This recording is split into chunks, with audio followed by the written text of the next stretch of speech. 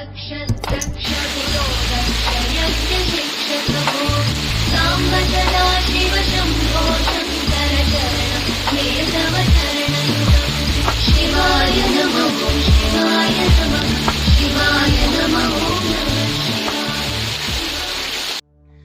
छोटी सी कहानी आपके लिए लेकर आया हूँ। पसंद आती है लाइक शेयर कमेंट जरूर कीजिए।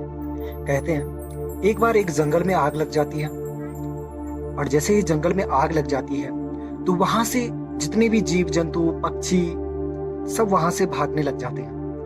और इतने में देखते ही एक छोटी सी जो चिड़िया रहती है वो बार बार झरने की तरफ जाती, अपनी चोंच में पानी भर के लाती और उस जंगल की आग में उस पानी को डाल देती ताकि जंगल की आग बुझ सके। लेकिन इतने में ही क्या हुआ, वहां से 20-25 कौवे जाने लगे और उस चिड़िया की तरफ देखने लगे कि ये चिड़िया क्या कर रही है, बार बार झरने की तरफ जा रही है, झरने से पानी लेकर आ रही है और जंगल में डाल रही है। तो वो उस चिड़िया का मजाक उड़ाते हुए कहने लगे कि इतनी सी तो तुम हो, इतना सा तो तुम्हारा चोंच और इतने से चोंच में भरा हुआ पानी, इस जंगल की आग बुझ पाएगी? तो चिड़िया ने जानते एक ही बात कही।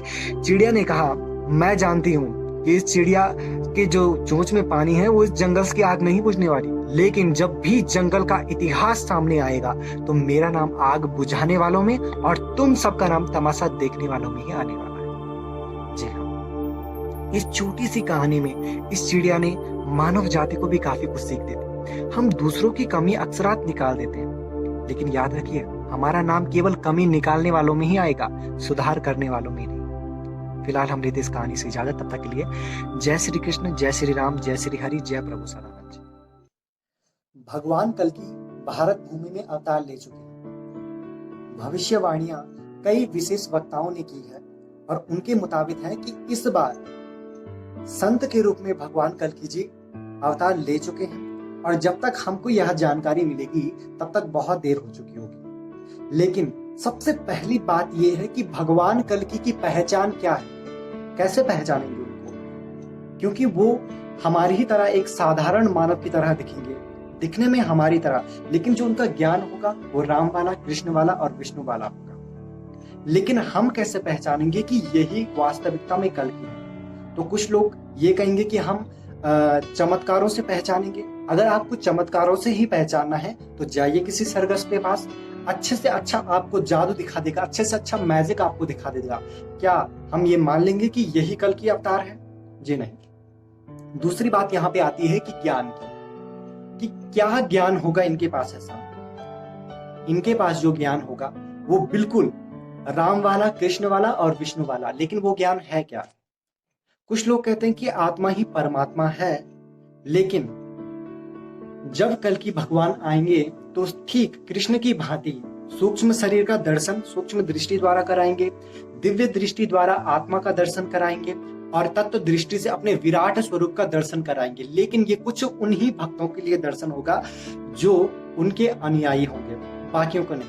लेकिन जब भगवान कल्कि चले जाएंगे तब लोगों को पछतावा होगा कि वास्तविकता में जब हमें भगवान कल्कि को पहचान बताई जा रही थी या फिर पहचान करनी चाहिए थी, तब हमने इस विषय में बिल्कुल रुचि नहीं ली। ठीक कृष्ण के समय भी कुछ ऐसा ही हुआ।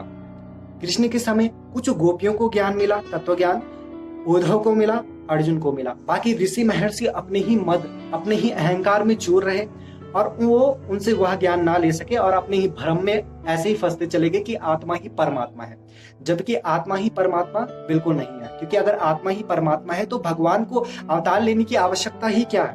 क्योंकि आत्मा का ज्ञान तो हर ऋषि महर्षियों के पास रहता है, आत्मा का ज्ञान तो हर किसी के पास रह जाता है, संतों के पास रहता है, आदि संतों के पास रहा भी है, ऋषि महर्षियों के पास। लेकिन जो तत्व का ज्ञान है वो केवल एक पूर्ण अवतार के ही पास होता है। और इस समय भगवान कल्कि अवतार ले चुके हैं किसी संत के रूप में और हमें अब पहचान करनी होगी कि वास्तविकता में वो ज्ञान किसके पास है जिसमें सामर्थ्य हो, जिसमें दम हो, जो डंके की चोट पे कहने की हिम्मत रखता हो कि आइए आपको जीव का दर्शन कराएंगे, आपको ईश्वर का दर्शन कराएंगे, आत्म ईश्वर ब्रह्म का दर्शन कराएंगे, आपको भगवान के विराट स्वरूप का दर्शन कराया जाएगा।